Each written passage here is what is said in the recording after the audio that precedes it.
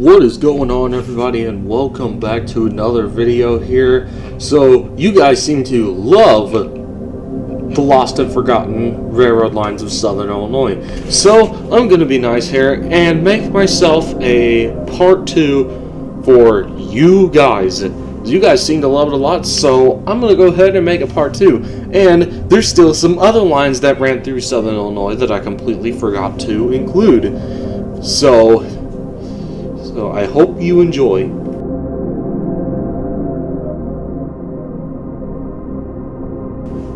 The IC Charter Line, also known as the Decatur Subdivision, was a line that ran from Junction City, Illinois, all the way up Freeport, Illinois. The line has been abandoned for a while, and there's not much remains of it. Some parts of the roadbed of the line can still be seen, such as in Pana, Illinois, where across the UP Pana sub. The roadbed can also be seen in Sandoval, Illinois, where it crossed the CSX Illinois sub. It can also be seen in Ramsey, Illinois, where it crossed the Nickel Plate Cloverleaf Division, which is also an abandoned line.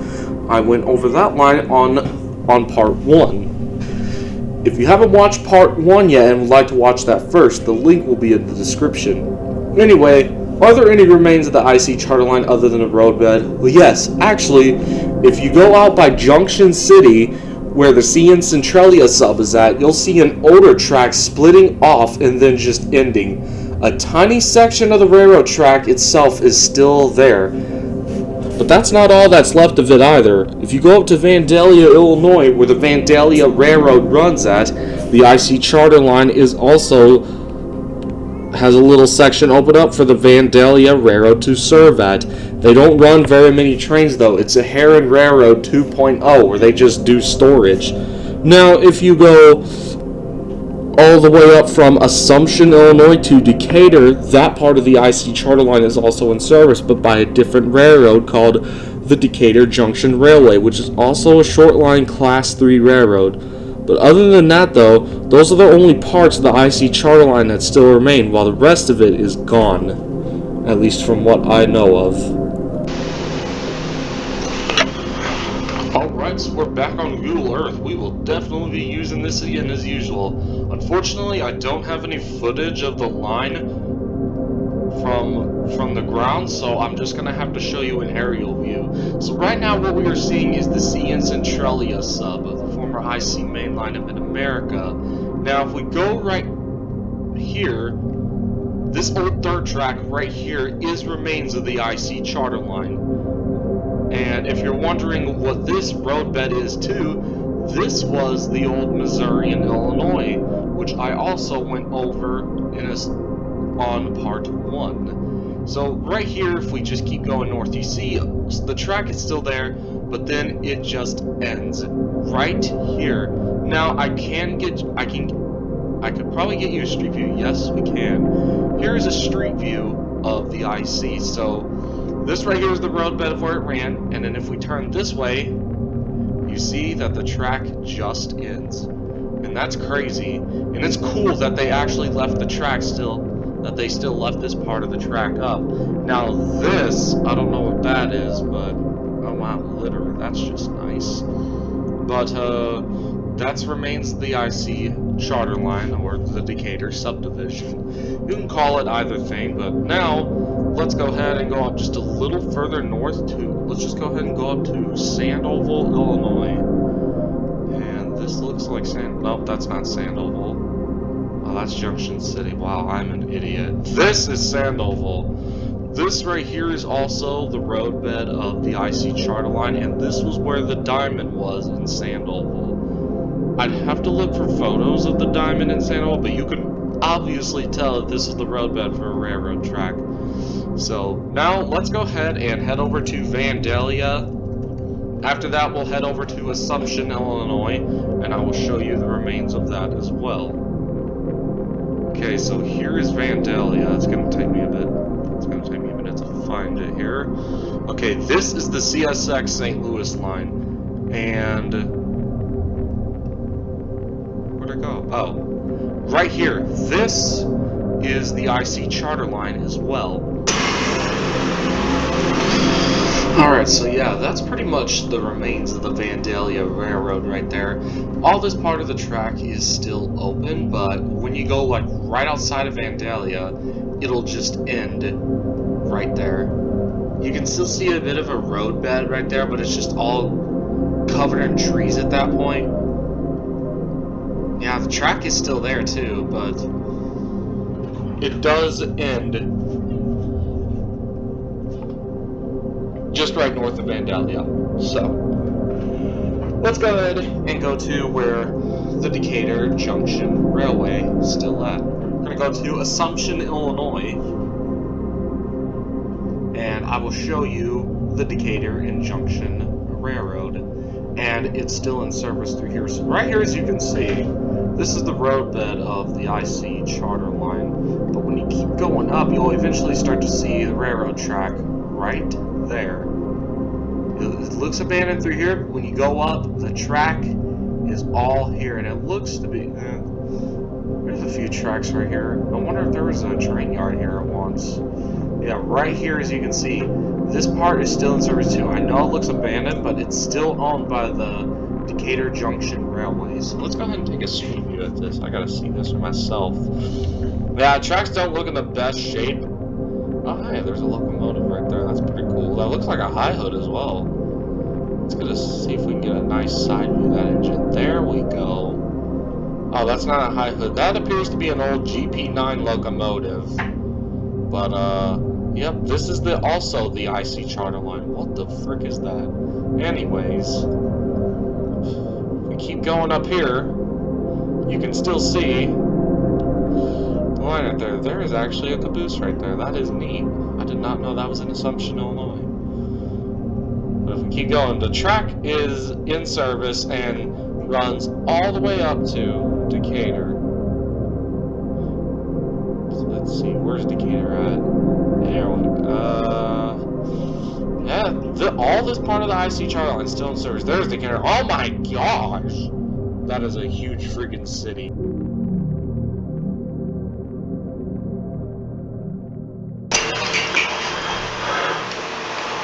Alright guys, so now we're in Walnut Hill, Illinois.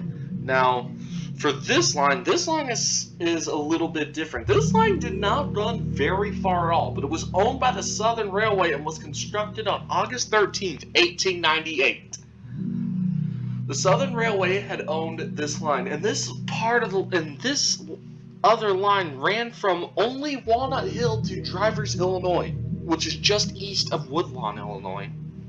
So this line did not run for very far, but this line was owned by the Southern Railway, and I have zero information about it, but I sure can show you the remains of the line.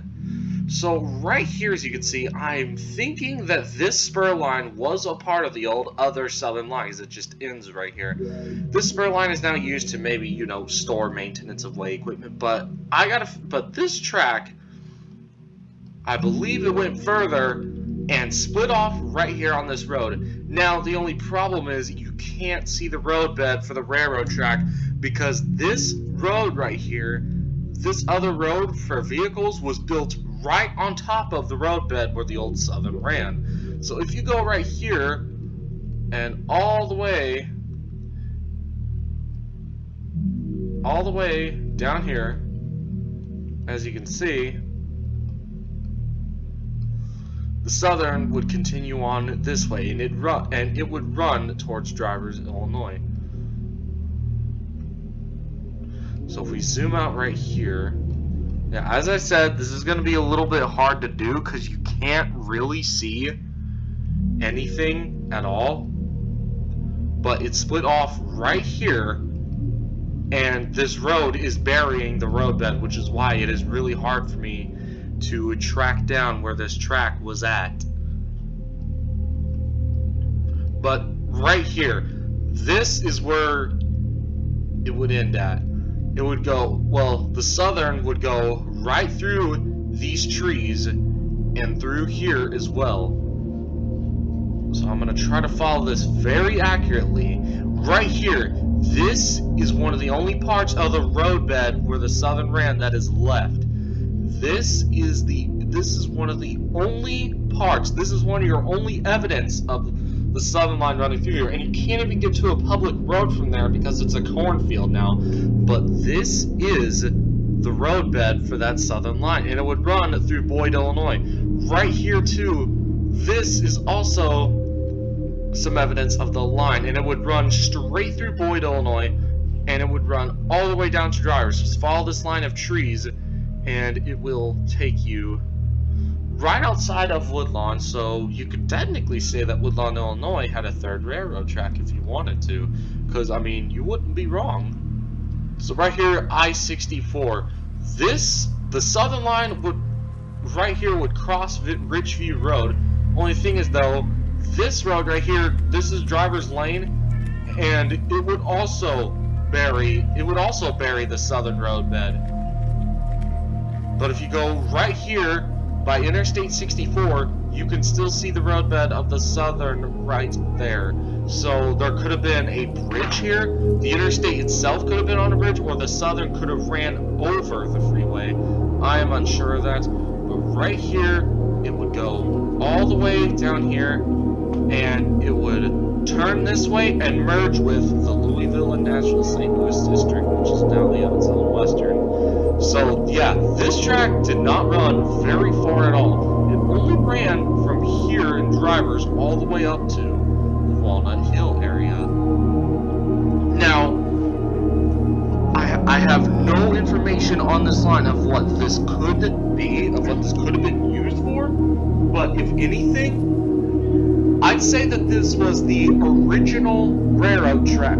I say that this is the original connection track for the Southern and the L&N St. Louis Division, because you know in Mount Vernon there's a connection track for NS to run coal trains on the EVWR, but before that connection track in Mount Vernon was made, this right here all the way up to Walnut Hill, Illinois could have well been the original connection track that the Southern used to transfer coal trains to the L&N right here. So I'd say that it is possible that this small piece of southern line was used to transfer coal trains. That's all that I know about this line. I have zero knowledge about this line, so that's all that I can tell you about it. Like, I have almost no information on this southern line at all. But if you do know anything, put it down in the comment section and tell me more about it.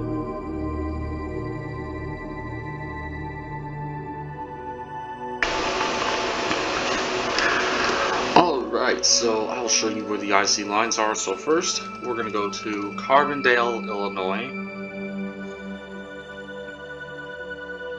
And I will show you exactly where they were at. So, the three so Carbondale, as you all know, had the Canadian National Centralia subdivision, but there was a lot more than what you think here. So right here, as you can see, this actually looks like an old roundhouse of Carbondale. Let's go ahead and take a look at this bad boy in street view, because why not? Oh man, I do like that old CN trailer though. Maybe some coal towers right there. Wow, you can't even see anything left of the roundhouse. I guess that's all torn down. That's kind of sad, unless you just can't see it from here. Anyways, I'm here to show you exactly where the three other IC lines ran at, because Carbondale had a lot more than what you think. There were three other Illinois Central Railroad lines that ran through. So right here, as you can see, this Y right here, where Amtrak would Y their trains, was also one of the three IC lines. So a lot of people just think that this small railroad track was used just to Y trains, just to Y the Amtrak, Illini, and Saluki trains at Carbondale, right? Well, no, this line actually had a bigger purpose at one time, because this was actually the Illinois Central Murfreesboro District, which ran from Carbondale to Thebes, Illinois. So if we go right here, we can still see the track, and then it just ends. But the track kept going. As you can see, there is a roadbed, and it would go on and on and on. This is all a roadbed right here, and it would eventually head up here to Murfreesboro, Illinois, and down to Thebes, Illinois by the UP Chester sub. Not only that, if we take a look right here, as you can see, this was another IC line right here as well. I do believe that this one right here was the IC Johnston City District. Is the IC Johnston City District? Well, is there anything left of it?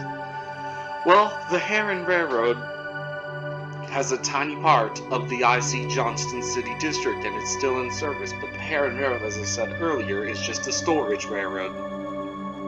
And then, right here was also another IC line, and it would run from Carbondale to Rosiclare, Illinois. This was the IC Marion District, and a tiny part of the Marion District is still owned by the Crab Orchard and Egyptian Railroad, which is not a storage railroad, and they actually have a bi-directional local similar to the Evansville and Western, with a Progress Rail switcher PGR 33. Anyways, I will show you the part of the IC line that is still in service. The IC Murfreesboro district here only has one purpose now, and that's just to widen Amtrak trains. The IC Marion district still serves with the Crab Orchard and Egyptian Railroad over here, and the IC Johnston City district still serves in Heron. And the line didn't go very far though, it just merged with the UP Marion sub in Johnston City. And I will show you where that's at. Alright, let's go to Heron, Illinois. So right here, this is Heron, Illinois. The only tracks left running in Heron now is right here, this is the BNSF Beardstown subdivision, and then this track splitting off right here. This is the Rend Railroad, and you can see there are storage cars right there and all that good stuff. And right up here, this is the Rend Railroad.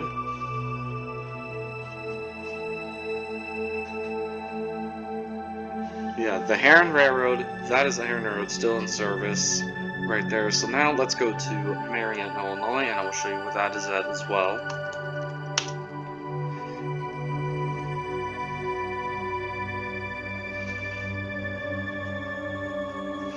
Alright, right here, this is Marion, Illinois. So let's see if I can find the track here. Where is it? Ah, here we go. So this is the UP Marion sub, this is the UP/BNSF joint line, and then this track running right here is the IC Marion District. This is the only part of the line that's still open, which is served by the Crab Orchard and Egyptian Railroad. And the tracks are not in the hottest shape ever. Somewhere though in Marion, I do believe that there is a wigwag crossing. Let's see if I get this right. Ah, dang it. This ain't the wigwag crossing, but yes, right here you can see the tracks aren't in the best shape, but it's still nowhere near as bad as the St. Louis and Iron Mountain Railway. Nowhere near as bad. But these tracks are still in service with one local, which is usually Monday through Friday, but I think they can run on weekends too. It usually just varies, but the IC Marion District is still in service by the Crab Orchard and Egyptian Railroad.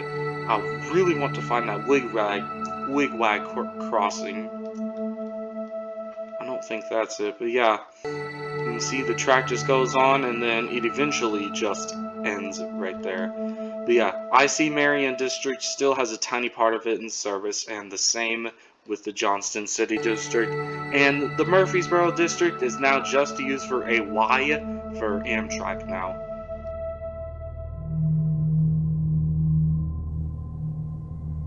If we go out to Waltonville, Illinois, you'll see right here that this is just a small little town with 2 railroad tracks, including the Union Pacific Pinckneyville subdivision and the BNSF Beardstown subdivision. But little do we know that south of Waltonville is a forgotten railroad track that ran trains almost a decade ago.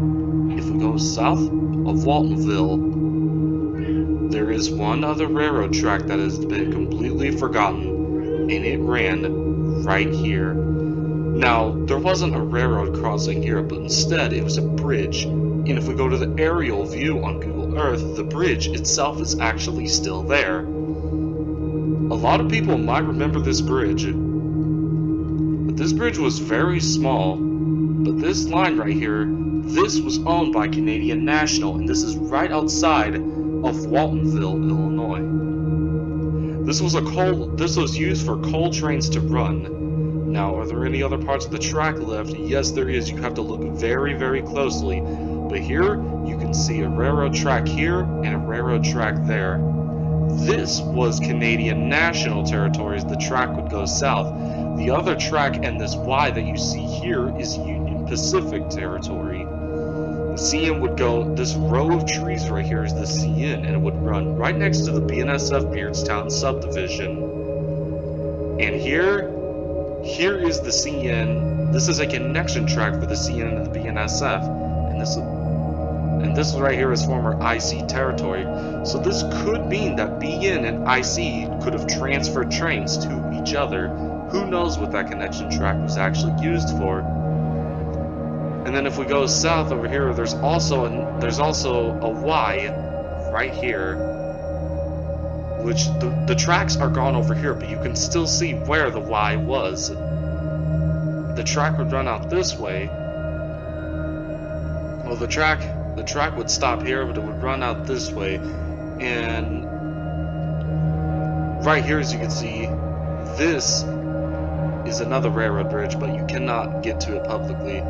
But I do believe that this was Union Pacific territory, and this track would run all the way up to outside of Mount Vernon, Illinois. Right there. This is the UP Rend Lake Coal Mine, and this other track is the Union Pacific Pinckneyville subdivision. And this right here is JSW Junction. JSW stands for Jefferson and Southwestern Railroad, the early owner of this line.